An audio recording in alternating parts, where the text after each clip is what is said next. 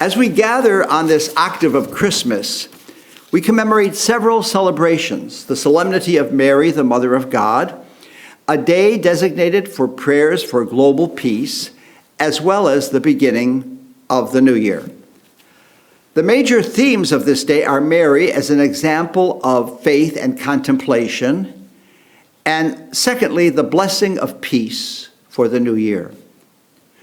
Although this feast is celebrated every year, I can think of no other time in my 48 years of priesthood when the meaning of this day so resonates with what is happening in our world and in our lives. Did you make a New Year's resolution? Oh, I don't mean for the coming year. I mean last year at this time, did you make a New Year's resolution? If you did you keep it? I'm guessing that if you made a New Year's resolution last January, it was probably based on the world as we knew it then. The world we presumed would continue to be as we knew it then. But look what happened. Who in their wildest imagination could have predicted the things that have happened in the past 9 months? Could we imagine the entire world population wearing face masks and isolating indoors? Could we imagine the entire entertainment industry, from Broadway theaters to thousands of movie houses, locking their doors? The travel industry, hundreds of cruise ships employing thousands of people and servicing hundreds of thousands of people being mothballed? Theme parks usually flooded with tourists, now vacant and silent. Restaurants shuttered and their staffs coping with joblessness. Children attending school at their kitchen tables and their teachers instructing them from their living rooms. Could we have predicted the soaring rates of homelessness and unemployment? Could we have fathomed the incredible number of deaths, the ever-growing infection rate from a virus that less than 1 year ago was completely unknown to us? I'm sure that if you remember the New Year's resolution that you made 1 year ago today, it's nothing like the resolution that you're making today. That's because the world as we know it has changed. For the better or for the worse, we don't know. But we do know it's no longer the same and may never be the same again. And along with it, we have changed, and we may never be the same again. Now, let's think about Mary.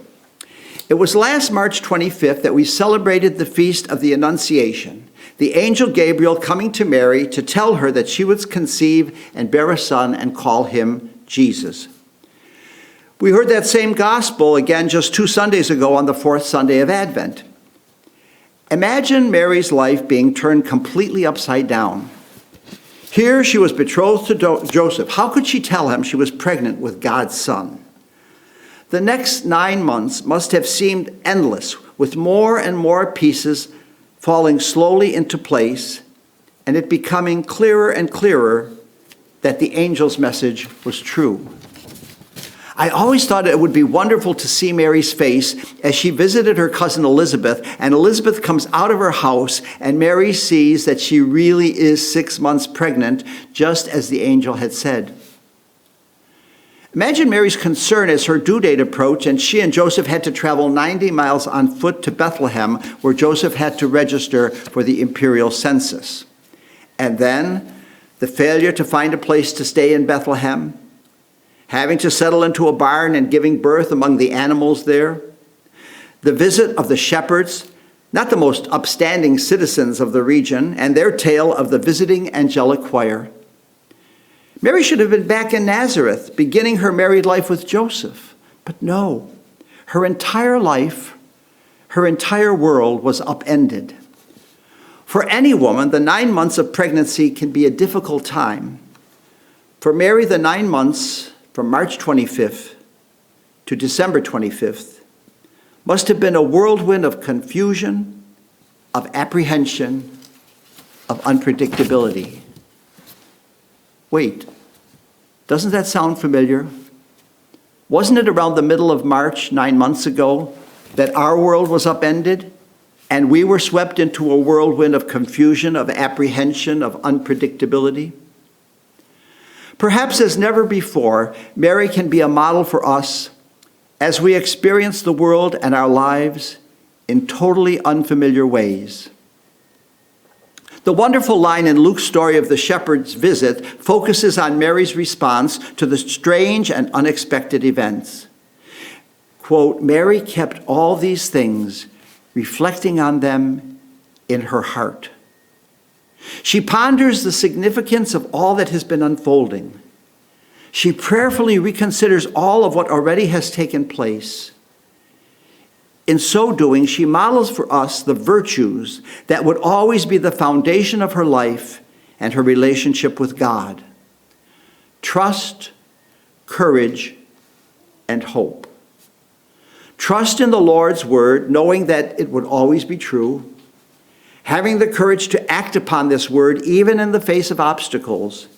And hope, because it is seen again and again that with God all things are possible. In the midst of our global crisis, perhaps we should step back and ponder all the unimaginable things that have taken place, reflecting on what it means for our future lives and the future of our world. Are there any virtues that could serve us better in these times of chaos and unpredictability than trust, courage, and hope?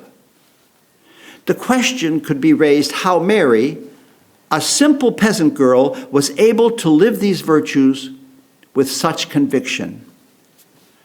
I would suggest it is because she was the first person in human history to see the face of God. Even Moses had to shield his eyes to prevent him from seeing God, but Mary could look at the face of her infant son and gaze into the eyes of Jesus with love. The Jewish philosopher Emmanuel Levinas wrote movingly about, quote, the face of the other. By face, he meant to capture the living presence of another human being. The face is the most exposed, the most naked, the most vulnerable aspect of a person. We see this intimate connection, the joining of spirits, the communion of life, the meeting of souls at such special moments. In the face of a groom as he greets his beloved who has come down the aisle, in the faces of parents as they hold their infant child for baptism, in the face of the widowed person as they gaze on their life partner in the casket for the last time. And now we are living through seemingly endless months with our faces covered, and we can see only the eyes of one another beyond our masks. But like the shepherds who must have been so confused by their mission to seek out a child in a manger, once they saw, they understood, and they shared their message with whomever they met. We must live through this time we're in with trust, courage, and hope, knowing that the face of the living God shines on us.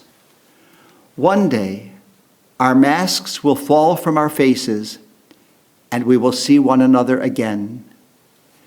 We will see and understand, and then, like Mary, we must let the light of God's face transform our lives and our world.